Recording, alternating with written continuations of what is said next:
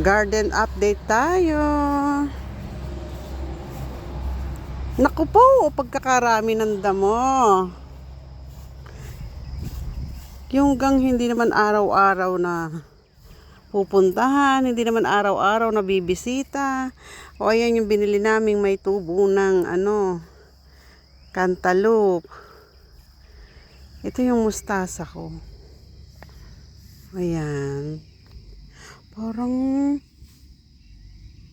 dadalawa yata ang tumubo. Sumibol. Ay, ari pala meron pa din eh. Ayan. Kadami ng damo. Ay, puro damo ang nakikita ko. Ari yung kamatis. Ari ay damo na. Hindi na ari halaman. Damo na eh. Yo, ay hindi sumibol yung iba. Ari talong. Ari okra.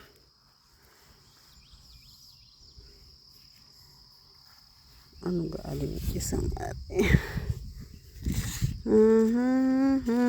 Mais. Kakaunti ang sumibol sa mais. Ay, kakaunti ang sumibol sa mais. Hala. Buti pa yung tinanim naming yung huli. Sa linggo lang may sibol na. Ito yung sitaw. Ang sitaw ko ay parang hala, ay isa ang sumibol. Are, dalawa. Ay, iisa nga. Buti pa rin mais.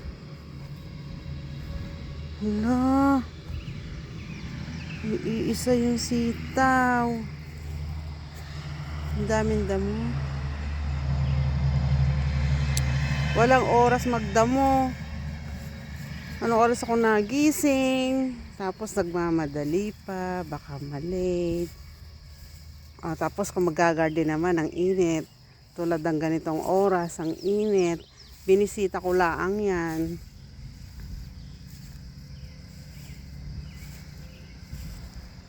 Ayan yung watermelon. Tsaka melon. Ala, hindi pala rin natabunan.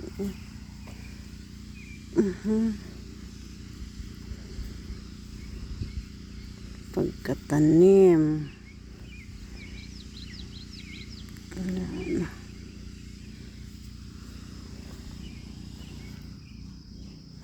Ayan. Damo, bilis tumubo ng damo. So, ayan yung ating garden update.